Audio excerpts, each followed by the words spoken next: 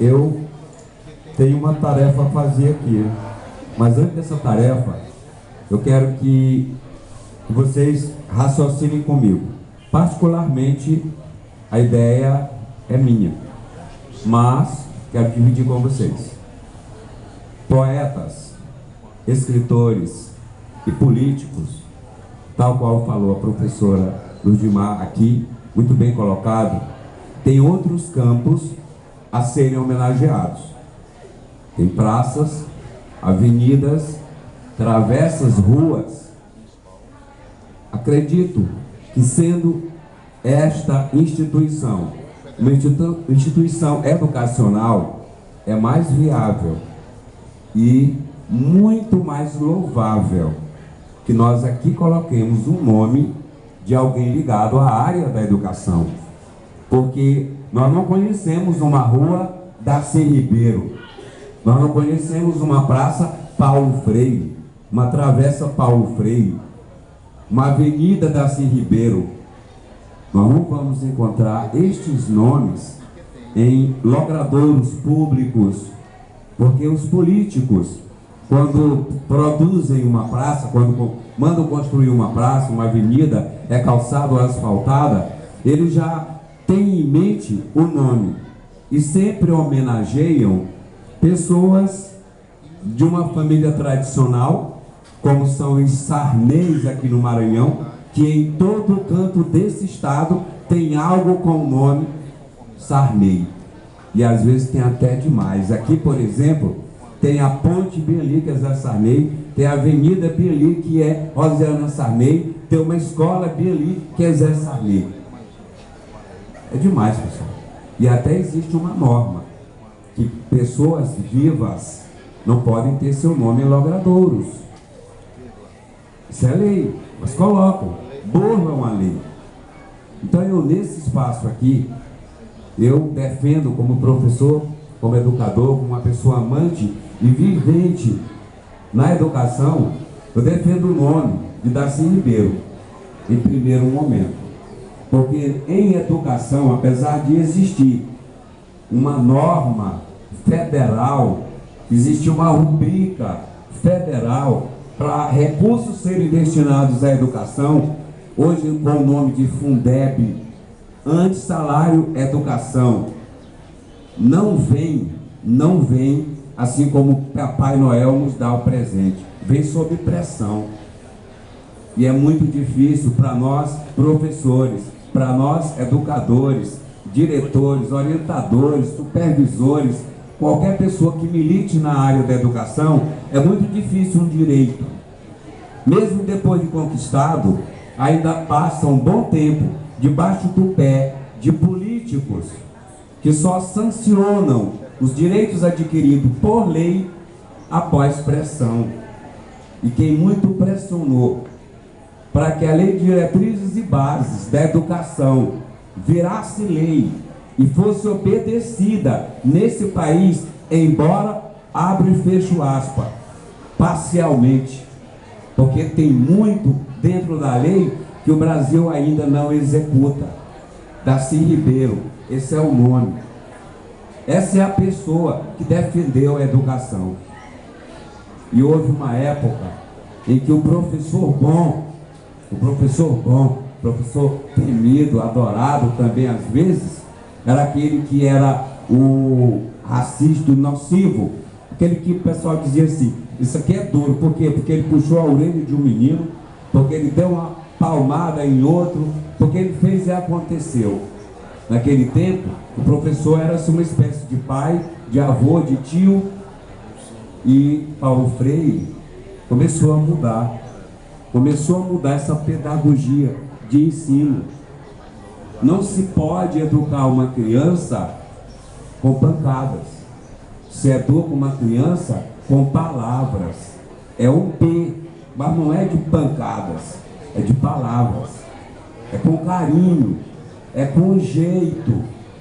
Aí o professor bom passou a ser o professor que detém uma metodologia de ensino que conquista o aluno, que faz com que o aluno passe a ser um amigo e que o respeito seja um respeito pelo trabalho executado e não pela figura imponente dele e não pelos castigos que ele impunha, como antigamente.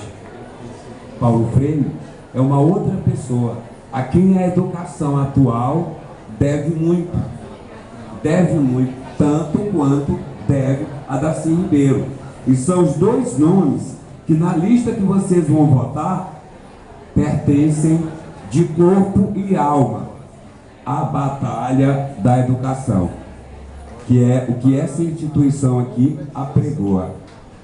Aí vem o Gonçalves Dias, maranhense, Caxias, segundo dizem, Bebeto outro dia comentava isso, ele não é mesmo de Caxias, talvez ele seja um pouquinho para cá de Caxias, quem sabe, até tibirense, quem sabe. E é o poeta que fez a história. O romantismo tem uma outra cara nos versos de Gonçalves Dias. Defendeu o índio, coisa que hoje, alguém precisaria que hoje existisse outros Gonçalves Dias. O Duque de Caxias foi um cara que pacificou Caxias naquela guerra da Balaiada. Estava tendo uma guerrilha, uma revolta, e o Duque de Caxias chegou com a força do exército brasileiro como comandante, e lá no Morro do Alecrim, onde ainda existe algumas paredes remanescentes dessa época, lá o Duque de Caxias deu um fim à balaiada. Isso é bom? A história contou para vocês, analisem. Victoriano Abdala. Victoriano Abdala, prefeito de Timbira 3 vezes, uma pessoa que Timbira deve muito. Durante 3 mandatos, a gente olha para vários pontos de Timbiras e encontra uma obra, encontra um feito, encontra alguma coisa da história de Victoriano Abdala. Mas, apesar de o considerar muito, ele me chamava de comandante, me considerava amigo. Sr. Victoriano Abdala é o nome de um hospital ali. Sr. Victoriano Abdala é o nome de escolas na zona rural. Seria mais uma. Monte Alegre foi o nome. Foi o nome que aqui, quando os capuchinhos chegaram e acharam esse povoado cheio de morros e um vale aqui onde está situada a cidade, de um povo alegre, cuja denominação da época era Porto do Urubu, ele olhou e disse: não, aqui não tem nada a ver com Urubu, aqui é muito alegre e tem muito montes. Aí virou Monte Alegre. Então, colocar o nome Monte Alegre nessa unidade do ensino seria resgatar o segundo nome que esse município teve. Mas também já tem nomes de ruas aqui em Monte Alegre. Travessa Monte Alegre, seria mais um. Timbiras, timbirense. Tal escrito aqui. Uma homenagem ao nome, Timbiras. Centro de Ensino Timbirense. 7 seria a nossa identificação. CET. 7. É bom? Eu não acho, particularmente. Vocês vão votar, também vou. Tiradentes. Brigou pela independência. Brigou pela independência, foi responsável, chamou para si toda a culpa que, segundo a coroa portuguesa, tinham os inconfidentes. E todos seriam exilados, mandados para fora do país, alguns mortos. Tiradentes responsável pelas reuniões clandestinas que faziam contra a derrama, que era o mando de diamantes, ouro e outras riquezas do Brasil para a coroa portuguesa. Ele, preocupado com isso e querendo um Brasil independente, fez com que alguns mineiros, entre eles Cláudio Manuel da Costa, fossem se reunir na calada da noite para bolar um plano para que o Brasil ficasse independente de Portugal, romper com Portugal. No meio deles tinha um delator, um traíra, que é o nome popular, e esse traíra foi lá e entregou o bando, que foram presos, e depois de julgados, a revelia, a moda portuguesa, eles seriam degradados, ou seja, exilados. Tiradentes diz: não, sou o responsável por tudo. façam comigo o que for possível, mas liberem os demais, porque eles nada tiveram, eles só simplesmente me seguiram. Daí exilaram, que alguns seriam mortos, exilaram os demais, e para calar o povo brasileiro, pegaram um Tiradentes e enforcaram, e após o enforcamento, lhe arrancaram um braço, lhe arrancaram um outro braço, lhe arrancaram uma perna, lhe arrancaram uma outra perna, e mandaram um braço para o norte do país, uma perna lá para o sul, um braço lá para o centro-oeste, a outra ficou, a cabeça dele ficou num toco enfiado em Ouro Preto. Vila Rica na época, hoje Ouro Preto. Lá tem um monumento, e lá no alto tem o corpo dele inteiro feito de bronze. Mas na época enfiaram a cabeça dele lá. O que eles queriam com essa atitude? Amedrontar os demais brasileiros para que ninguém mais pensasse em independência. O Brasil era colônia de Portugal e teria que continuar sendo até enquanto o rei lá enchesse os cofres com a riqueza tirada dos brasileiros, do povo brasileiro.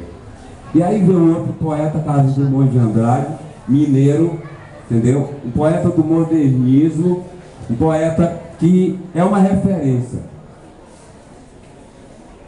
Vocês, quem faz o terceiro ano conhece muito bem Carlos Drummond de Andrade. Tiradentes, eu falei, Timbirense é o nosso adjetivo pátrio. Monte Alegre é a rua que eu moro, é o segundo nome de Timbira. Victoriano Abdala foi 3 vezes prefeito, fez muito por Timbira. Duque de Caxias foi o comandante do exército que acabou com a balaiada. Gonçalves Dias pode até ser timbirense, um dos melhores poetas do romantismo. Paulo Freire da Silva Ribeiro, representante da educação. Obrigado.